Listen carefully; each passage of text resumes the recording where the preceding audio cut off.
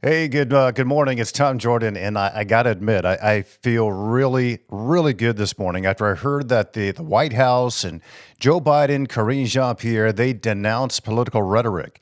And she said that yesterday from the White House press room podium that, they've always denounced political rhetoric and that they have never engaged in that kind of thing. No political rhetoric from the White House. And I thought, well, that's pretty good. Cool. That deserves, a thumbs up emoji to that. But then she proceeded to engage in political rhetoric. And then I was slapped back into reality. These people,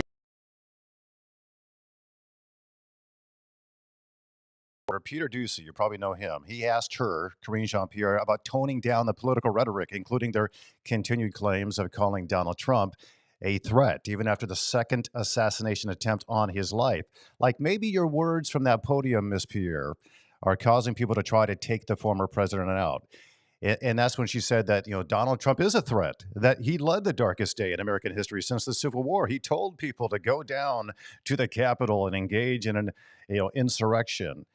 No, he didn't, Karine. And this was mind blowing to me. If they believe that Donald Trump's words about election fraud and when he said we need to protect our country from sabotage and a growing evil, that somehow those words led to this riot, then why don't they think that their words calling Donald Trump a threat, a dictator, an authoritarian, that he's going to overtake the country and strip away our civil liberties, that he needs to be eliminated?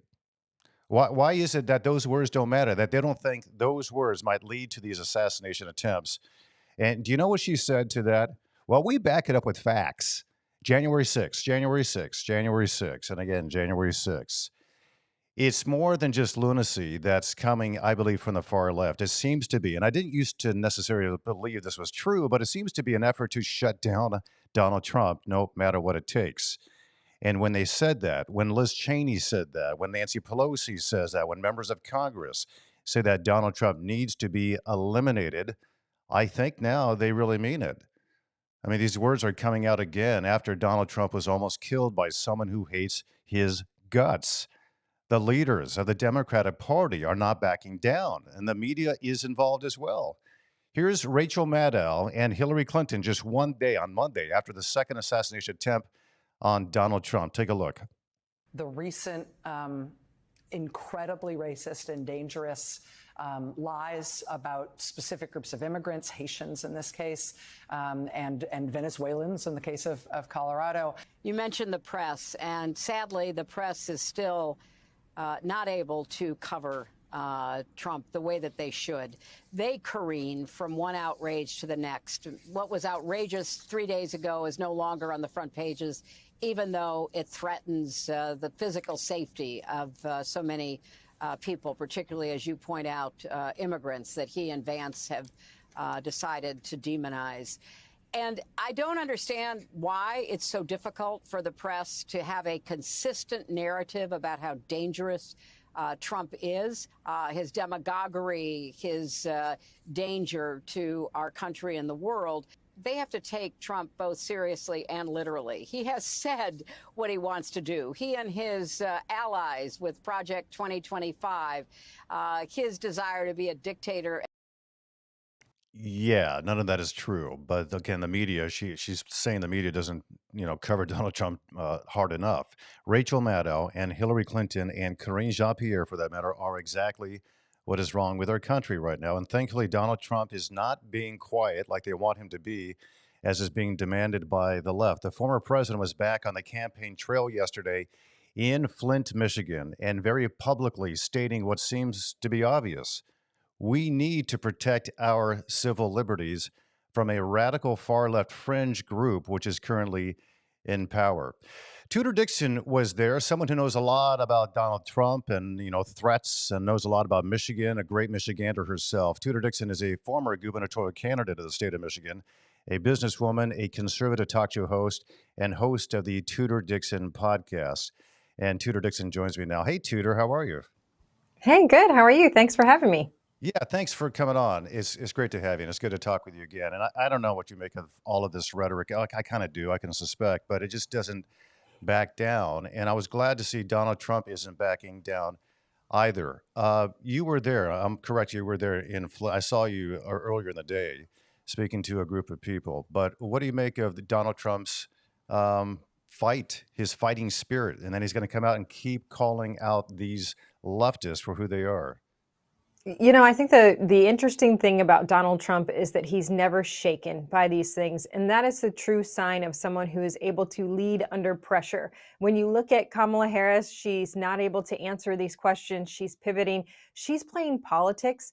He's going out there and sitting there as a leader. There's a huge difference between someone who can play politics well and someone who can sit there in the face of fire and continue to go. And that's the case with the media, but that's also the case, I mean, when he's just out having a rally or golfing now, we see that he's constantly facing a potential threat. We know that his entire presidency, he faced the threat of the media. It's gotten so much worse. It's interesting. We were talking about the next cycle, the 2026 cycle, and the candidates who will emerge across the country for different positions. And I said, I don't think that a lot of these people understand how weaponized the media has become. It is truly a propaganda tool of the state. I mean, you heard Hillary Clinton, like she's slapping them on the wrist, right? You're not doing it well enough. How much more can they do this? You've got the press secretary from the White House attacking the opponent. You have the press attacking. You have the debate where they don't fact check the other candidate, and they likely, we are hearing now, there's whistleblowers coming out saying that they prepared Kamala Harris. She's a prosecutor. She needed that. She wanted to know the entire case so that she could prosecute it well. And as you've seen her go out and have different conversations since the debate, the talking points that she used in the debate are the ones that she continues to talk about throughout her next conversations with when she does speak to media. She had that meeting with the National Association of Black Journalists. They were asking her questions. She was pivoting. She was politicking. She was not leading. This is a significant difference. And it's hard for the American people to see because the media is allowing the politicking to happen and the leading to go by the wayside. I'm so glad you brought that up because Kamala Harris did that interview with those three reporters with the NABJ, and they asked her about the Secret Service. Do you feel that the Secret Service, in light of these assassination attempts on Donald Trump, do you feel that, you're safe with your Secret Service detail? And she goes, well, I feel safe. But essentially, because of Donald Trump, no one else is safe out there because they don't have Secret Service protection like I do. So you go down to Ohio, those poor Haitian illegal immigrants don't feel safe because of Donald Trump. Women don't feel safe. LGBTQ people in this country don't feel safe. And I talk to LGBTQ people. They're plenty safe. And if you look at statistics, there's not a whole lot of tax on them like is being, I think, politicized by the far left. But this is another way I think it's been weaponized. The media follows suit.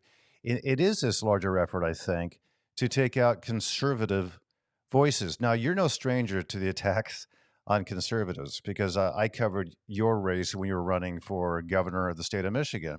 And they claimed, the media I'm speaking of, and Democrats, which of course the media dutifully follows, that you were dangerous when you ran for governor because you don't like the killing of babies in the womb, and that was somehow a danger and a threat to all women. Somehow, it's got to be nauseating for you. It's nauseating for me. It's, when you look at who doesn't feel safe in this country, I just want to go back to that really quickly because when you Yep. look at who doesn't feel safe, I mean, we got death threats constantly. We were getting them through Twitter. We were getting them through Facebook. I was getting letters in the mail. I had people driving past my house, taking pictures of my kids. The rhetoric that on the left is so dangerous for conservatives. She can say, oh, this person isn't safe. This person isn't safe. There was only one person shot at a rally this year and it was a conservative. Well, there were multiple people shot, I should say. There's only one person who died at a rally this year, and that was a conservative. Other families are dealing with the injuries still from that rally because of their rhetoric. This idea that they are somehow immune from having to be responsible with the way they speak, and really it truly is about being responsible. Not only are they calling us dangerous, but they take your own words, manipulate them, and put them in an ad and manipulate the public against you. And that's what they've done with multiple. I mean, that's what they did with me. That's what they have done with Donald Trump. And it is dangerous when you put this out there and you target people, and they're targeting certain groups. And notice when you see these ads, I just want to say to the public, when you see these ads, notice they're not video. you're just hearing audio of the person because it's a lot easier to cut and paste and splice when you have audio rather than video. So you don't see the video. When you don't see the video, recognize that something nefarious is going on. I mean, even Gretchen Whitmer admitted after the fact that she knew I hadn't said the things they put in the ads, but it was so convenient for her. That's Yes. dangerous. Someone who is willing to lie and make you into someone you are not. And that puts people, you put that together, you splice words together from the opponent, and then you add dangerous in red letters. This person's dangerous. They're going to harm young women. They're going to force you to do this. These things show up in red letters. It makes people nervous. They're like, this is a threat. I have to do something about the threat. There's no question about it now. We've seen two people try to assassinate the former president of the United States who is running for president again. He has not only been attacked by the weaponized justice system, but he's also got this messaging going out to every person out there. And we know we're a huge country. There are enough people who are going to say, I'm going to sacrifice myself to save the greater good, because they've been manipulated into thinking they're in danger because of this radical left. Yeah, and that is in and of itself a danger. And I touched the other day on the fact that since these, talking about the politicking and the political rhetoric, and it's for Karine Jean-Pierre saying that's not happening under her watch or Joe Biden's watch, when we've seen them in real time do exactly just that. And the call essentially from Joe Biden, remember the red wall? And Joe Biden was in front of it saying that MAGA Republicans are the gravest threat to this country. And after that, there were many different attacks on Republicans. I mean, an 18-year-old, I think it was Minnesota, That's was a killed. word that's a word that they, I mean, I'm glad you brought that up because that's a word that they use that is so twisted. MAGA extremist. And that's Yes. another one that they put in big red letters on these ads, MAGA extremists. They've turned making America great into something that is a threat to the country. Think about how twisted that is. Gaslighting at the highest level. Well, I think, and Mara Gay from the New York Times said something about that she was, she was triggered when she saw these American flags flying on Long Island, and she considers that a threat. And there's something larger, I think, afoot here in this country. And when it comes to this far left lurch by the Democratic Party and by the media as well, and by the extension, the United States as a whole, there's something else afoot, I believe. And we have these Democrats who are in control, allowing this to happen, maybe encouraging this leftward trajectory of this country. And we have many examples of this. When we talk about, democratic socialism, we know that that doesn't work. In fact, one of the biggest cities in your state, Michigan, Detroit, has tried socialism for many different decades, government funded subsidies and assistance to people and whatnot. And the poverty rate in Detroit still is one of the highest in the country. It just doesn't, it's demonstrably ill equipped to fix the ills of society. And we keep going back to that. So that being said, what do you feel there is a larger thing at play here? This Marxist ideology. We see that in the, I guess, the division of different people groups and whatnot, and putting groups against one another to divide and conquer. Essentially, is what it seems that, in my view, that's happening. But you look at your state, Michigan, the governor of Michigan, Gretchen Whitmer, and Jocelyn Benson, the Secretary of State, who, by the way, used to work for the Southern Poverty Law Center, identifying Christian groups as hate groups and going after them. You got Attorney General Dana Nessel and a Democratic-led legislature that seems to subscribe to this way of running a government. Is this something you see? Is this a larger purpose here to shut down conservatives, to implement something that might be a little bit more devious? Well, if you look at what happened, what led to disaster, I mean, if you look at Marx's policies and what his beliefs were, look, he was just like a random journalist, right? He was a guy who had enough money to go to school, but not have to be a part of the working class, not actually have to do things. So he was a thinker, and he came up with these ideas, and he looked at the workers of the world who had just started working, right? Because it was just like kind of the Industrial Revolution. Workers were finally seeing, okay, now we can make money on our own. We had these like caste level systems in Europe that was like the monarchy, and then you had the ladies and the lords, and then you had all these people that could go to court, and then you had the poor, right? Well, now the poor could finally start working. But Marx looked at this and he said, no, wait a minute, the owners of the businesses are becoming very wealthy, and I don't like the fact that the workers aren't making as much money, so this has to be stopped. The workers actually of the time didn't like that idea because they were finally seeing success in their own lives that they were never even allowed to achieve before. So he led these revolutions. He got into people's heads. He led these revolutions. They were unsuccessful. He ultimately escaped. Most of the people involved died. He lived out his life spewing more propaganda from England. This then leads into Lenin. You see massive death and destruction because Lenin is like, I like these policies. It goes to Stalin, way worse. These policies always lead to death, but they are very manipulating. And I do believe that we've seen presidents, I mean, Ronald Reagan, if you go see the Reagan movie right now, you'll see that he constantly and consistently said, communism is the biggest threat. And you'll hear the media say, you can't throw out Marxism, you can't throw out communism, it's just too dangerous of a rhetoric. Well, wait a minute.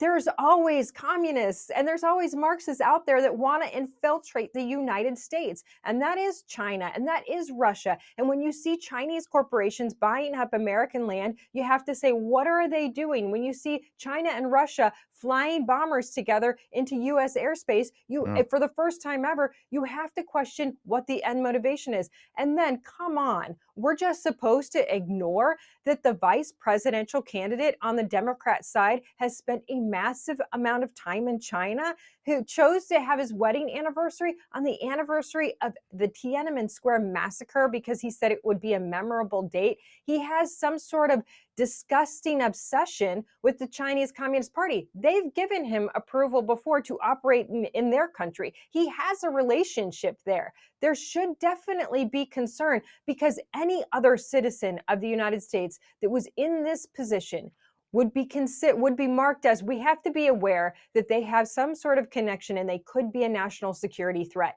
Where are we in this country that we're not allowed to talk about the fact that a connection to an adversary, to an enemy who has a very twisted ideology, who commits human rights violations on the regular, is a concern? He is a concern. Yeah, I thought the same thing too about Bernie Sanders because he used to praise it during the 1980s, the Soviet Union and the way they operated their government, their socialist poverties. Yeah, it wasn't perfect, but we could make it better here in the United States. And that was kind of his position, still is, by the way. And it was very striking to me how popular he became back in 2016 and even in 2020, still today. His kind of ideology. So Tim Walz is the same. And I would say Kamala Harris is the same because her father was a Marxist communist professor. And when you say that, this is the media involved playing cover. I was watching CBS News, and Nancy Cordes is one of their star reporters at CBS News. She was anchoring some broadcast that particular day, and Donald Trump was having a major rally. So they didn't want to play it because they were concerned about the lies that were going. This is how they framed it, the lies that Donald Trump was going to be telling and was currently telling. And she went through, as they had a kind of a box of Donald Trump speaking live, wouldn't let it play. She just described what he was saying. And she, the reporter, the journalist, Nancy Cordes, said, we're not going to take this, but here's Donald Trump spewing a number of falsehoods and disinformation, including that, he says that Kamala Harris subscribes to Marxism. And that is not true. That, she went down the list and she rebutted all the claims that Donald Trump was making, just like David Muir did and Lindsay Davis did with ABC News during that debate. So to me, this is very telling that the media is involved to this degree. And I want to ask you this, because J.D. Vance put out something I thought that was very prescient on X. He wrote this long tweet, or whatever you call it now, and people should read this. But at the end, he talked about what happens when you strip away speech, the freedom to speech. And those who are opposed to free speech, they're actually supporting violence because your whole goal is to keep people quiet. And at the very end of it, they said the final way to do it is, I'm paraphrasing, is to keep someone permanently quiet is to put a bullet in his brain. And he was referring to Donald Trump. And that's why I now think maybe they're hoping that Donald Trump dies as a result of these last two attempts and the repeated claims that he is a danger and a threat and he needs to be, some say, taken out or terminated. Do you believe that there is more of a nefarious motive behind all these attempts to shut down people like Donald Trump and restrict speech in this country?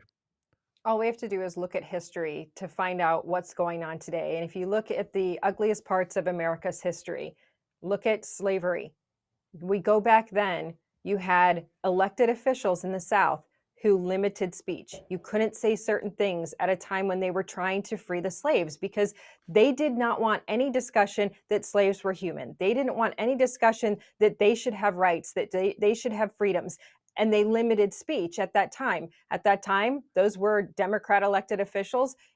They were limiting, it's quite clear, limiting speech to get what they wanted. Ultimately, through that, we end up with Lincoln, who gets assassinated. You Hmm. go a little bit further up to the future, you come to the civil rights movement. Again, they don't want these protests, peaceful protests they're talking about. These are not okay. We have to shut these down. We cannot let these people speak. Martin Luther King Jr. was out there saying, we do this peacefully. No violence, no violence, no violence. We just want to be heard. They tried to shut him down. Ultimately, he ends up assassinated. This is, it's a very scary thought, but history would show us that when you try to silence a group of people, they will do anything. Eventually, they get desperate enough that they will do anything to permanently silence them. It's one of the I was 18 years old, and I finally kind of woke up in a sense in the positive aspect of that term woke. I was awakened to, and I grew up Democrat. My mother was a Democrat, and then I was 18, became an adult, and started to realize, oh, wait, the Democratic Party is the one that has been supportive of slavery, and they were the ones who were opposed to civil rights. And I started to see some of their economic principles and their questioning certain aspects of the Constitution and the real civil liberties that the Constitution provides. So I left the Democratic Party back then. That was in 1988. I was 18 years old. And I don't understand why so many people today believe that it's the Republicans who were the ones who were supporting slavery, that they're the ones who are racist. They're the ones that are opposed to civil rights when the exact opposite is true.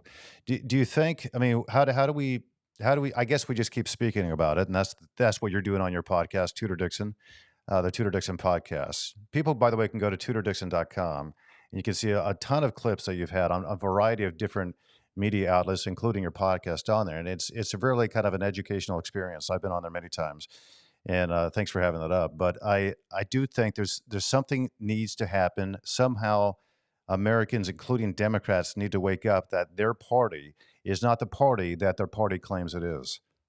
Well, yeah, the people that they leave in poverty are the ones who are being told essentially today, stay quiet, take this money, and don't fight against the regulations that we've put in that keep you in the situation that you're in, no matter where you are in this country, whether you are in farming, whether you're in the inner city. There are so many regulations that we have this barrier to entry for expansion, but also entrepreneurism. And that's something that I think that communities who have supported Democrats for a long time do not have a great number of entrepreneurs. It's been a struggle. And the entrepreneurs that have been out there, especially in our immigrant communities, a lot of our immigrants come in and start their own businesses. Now they are being ratcheted back, and their ability to do business is being ratcheted back by Democrat policies and regulations. Recognize the people who want to harm you, who want to keep you from personal opportunity. When I hear Kamala Harris talk about an opportunity economy, like, what are you saying? Because they always use these very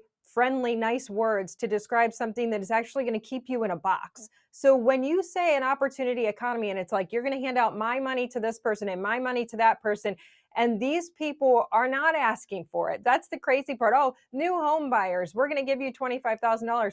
Yesterday, they asked her, well, what about the people that aren't new home buyers that are struggling right now? Great that you're going to just hand out $25,000 to somebody who really is just starting out, hasn't figured out what a mortgage payment is. That sounds like a total disaster. What about the people who are struggling right now because 2020 suddenly put us into this great downturn and we've had a massive amount of inflation from your administration and we can't seem to get out of that? What are you going to do for those people?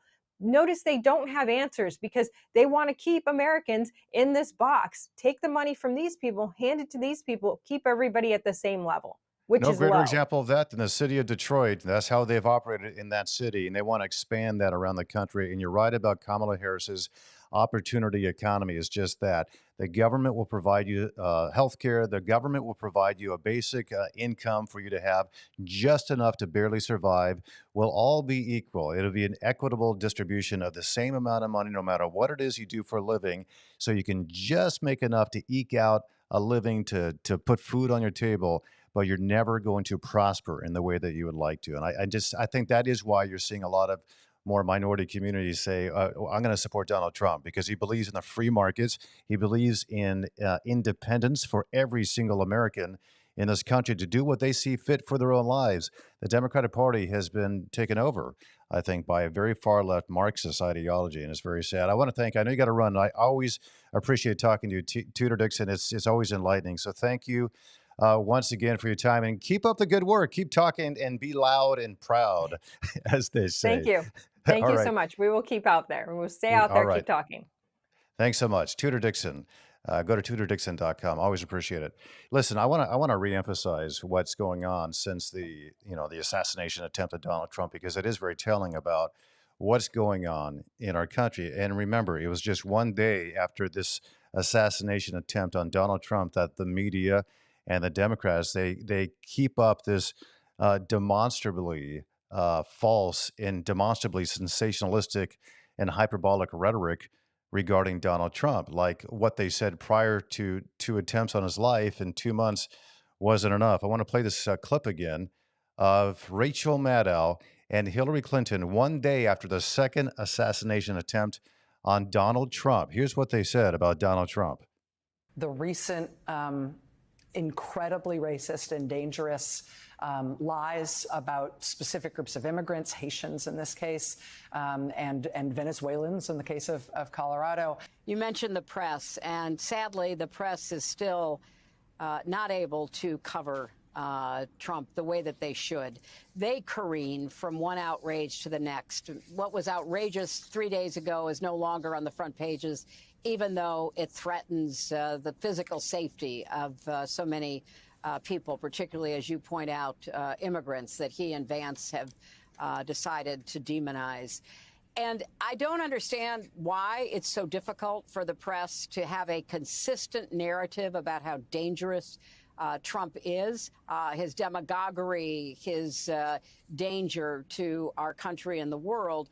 They have to take Trump both seriously and literally. He has said what he wants to do. He and his allies with Project 2025, his desire to be a dictator. All right, so you've got to point out those are lies once again by Hillary Clinton. Donald Trump has nothing to do with Project 2025. And if you've gone through Project 2025, you realize it doesn't say what they say it says.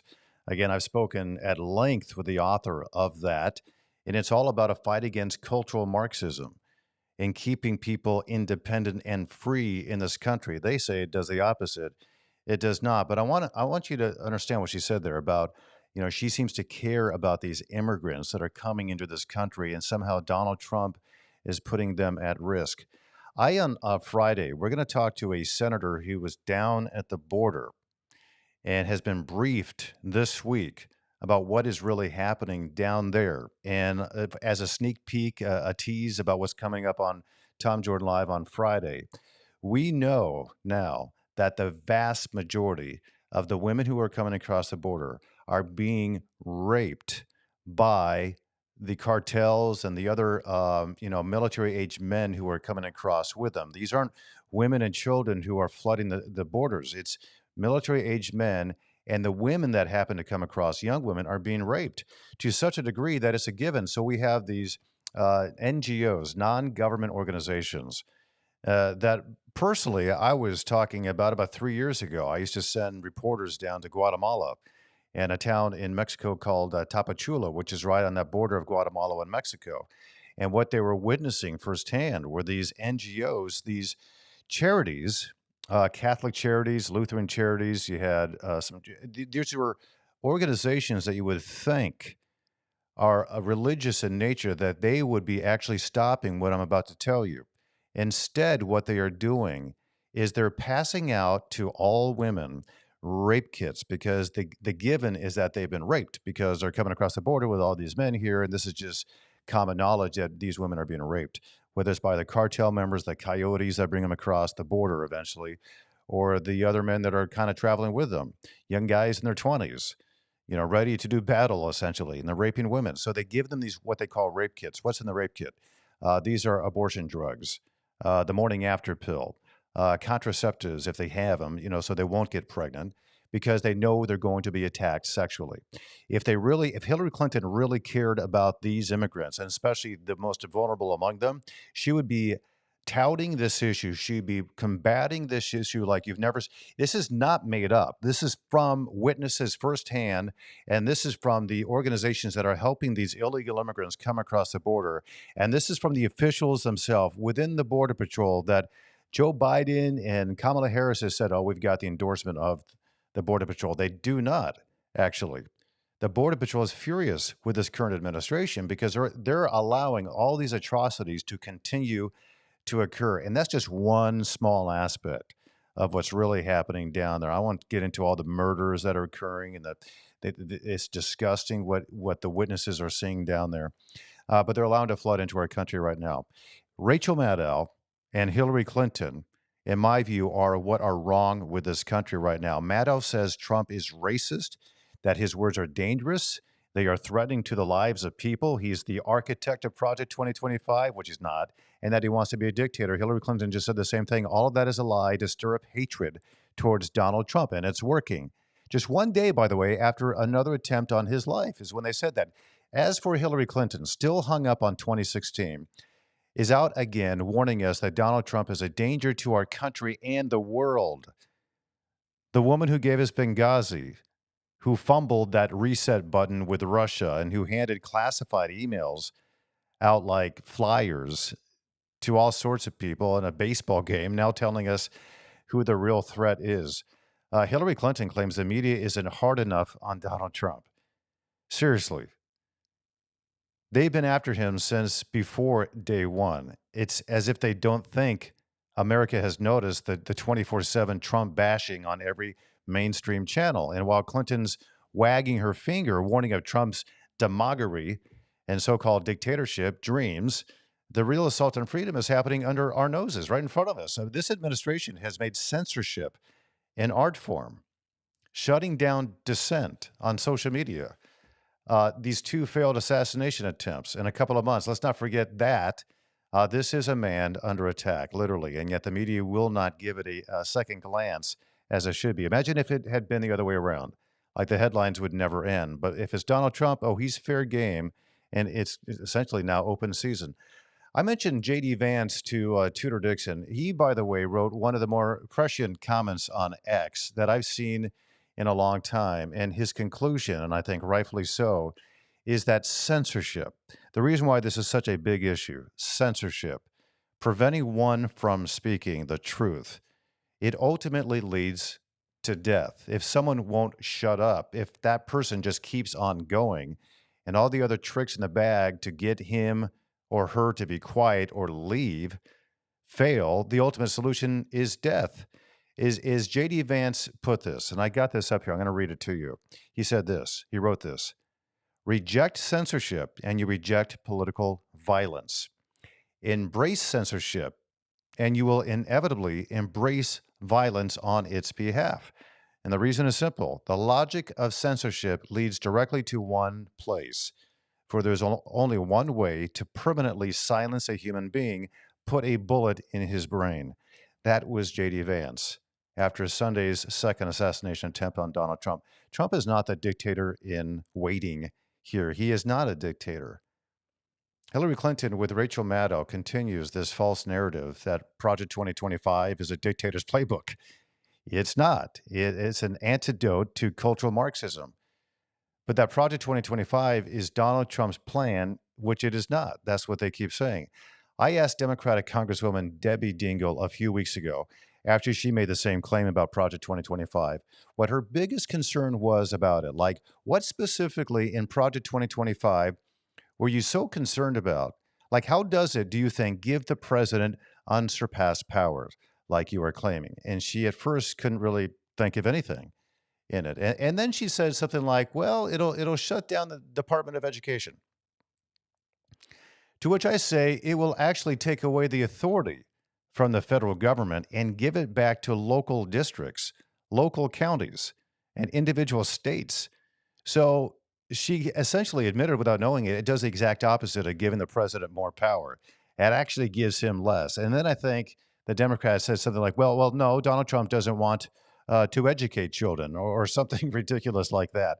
Again, it's total falsehood what they keep claiming, but they keep coming like that. So people hate Trump based on a bunch of fear mongering and falsehoods mainly. And so the real danger, in my view, is an entrenched political class that cannot stand being challenged. They see Trump as this wrecking ball that might just topple their cozy establishment tower.